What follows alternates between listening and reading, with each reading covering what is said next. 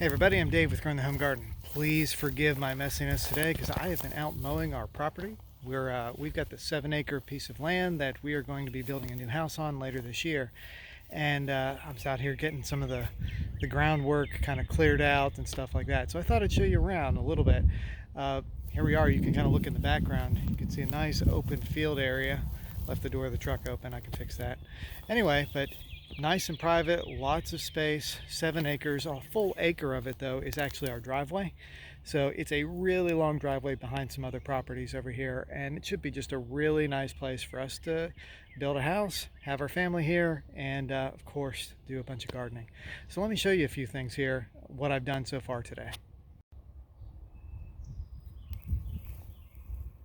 Now, a lot of the time I like to just kind of mow around a lot of the wildlife and the flowers, just because I like them to grow and propagate and just be nice. So at least until we build the house, we're going to kind of spot mow everything and mow around in pathways. It looks very haphazard, but you know what we're doing is we're leaving all these flowers here for whatever pollinators might want to enjoy them. Check out all those daisies. When these go to seed, I'll come in and I'll just cut them all down, and then we'll let them regrow again next year. So we've got those little daisies here. Another really good plant to have, which we have a ton of and we've just kind of let it grow so it keeps growing more of, is milkweed. Check out these beautiful milkweed plants. Now this here is what monarch butterflies use for their larval stages while they are, it's their food. So they will come here, munch on these at some point. I have seen monarch butterflies out here already, along with a couple other butterflies, but they don't necessarily go on this. I've seen Gulf fritillaries, and also seen a zebra swallowtail butterfly, which their larval food is the pawpaw tree, which we have a couple of pawpaw trees back in the woods over there, and another one over in that direction. I've explored the woods pretty good, so I kind of know about where they are. And with any luck this fall, we'll be able to get some fruit, although that hasn't been true the last couple falls. Something always seems to get it before I can. Here's another really pretty flower that we are just kind of leaving where we find it. I believe it's called butterweed. So I'll do some more investigating on that. That's a new one. It's growing out here on our property wild. But anyway, it's pretty cool. It's bright yellow, and I've done nothing to care for it, so it can stay for now. And these here are passion vines, and they will produce a passion flower. But what's cool about them is that they are the food source for the Gulf fritillary butterfly. So if you want some of those around, you want to have some of these growing. And what's neat right there is it looks like somebody has been nibbling on it.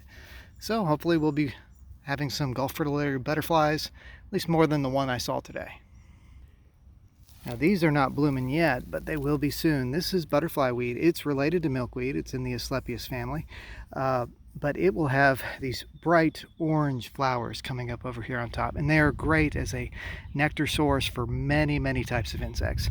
So you want to have some of those around if you can. They're a good plant to have. They also, you know, with milkweed and with butterfly weed, you don't want to get their sap on your hands or anything because it can irritate your skin. So just a little word of warning on that one.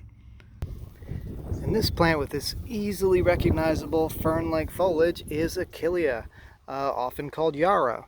So it is a great one for small little bees, tiny native pollinators, and things like that. It just has these tiny little flowers that they just love. So it's a good one to have in the garden, good one to have around, and it's pretty. These I believe will probably just be white because I've seen them grow previous years. Oh, there's some flowers starting to come out already. And here's another cool thing. A friend of ours is a beekeeper, and he needed a place to put some of his hives. Some of these are swarms that he's rescued, and others are hives that he split off from other hives to grow more. And anyway, but we've got quite a healthy group of honeybees over there. I'm not going to approach or get any closer because I like not being stung.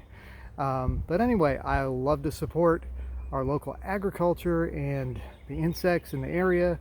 And these little guys are going to be going around pollinating all kinds of great stuff. So that's pretty cool. Another reason I need to get out here and mow from time to time is these wild blackberry bushes. They spring up everywhere. The birds, of course, spread them all around, but they are a chore to cut back if you ever need to clear an area. So in order to keep the area open for our future house. I want to make sure that all these blackberries stay down to a manageable position, at least for now, until we can actually do cultivating of the blackberries over here. So the other thing I did today, and it's one of my least favorite things probably to do, but I cut down a tree. And for that tree, just to let you know what I used on it, this Echo chainsaw did a fantastic job. I'll post, it's the CS400 if you're ever interested in one of those. But it did great. But the tree I cut down is one of my favorite ones to hate. It is the Bradford pear tree. And the Bradford pear trees in Tennessee have just taken over all kinds of different areas. You can see them in fields, farms. They completely replace the natural trees and the wildlife that are supposed to be there. They've got these berries on them that were supposed to be sterile, and the birds take them, spread them around, and they go all over the place. So here we go. I'm going to take you over here to the Bradford pear tree that I took down. That's a very fun thing for me to say. And here we are. So this Bradford pear tree had to be taken down no matter what, because this is actually the septic area where our house will have the septic lines go. And if you don't know what a septic area is, it's basically the spot where all the poop goes if you live in the country. So over here we had to take this out. That stump will have to get dug out later too, so they can put in those field lines.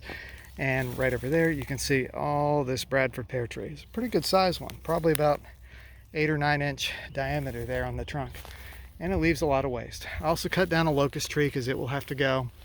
This tree probably also has to go too.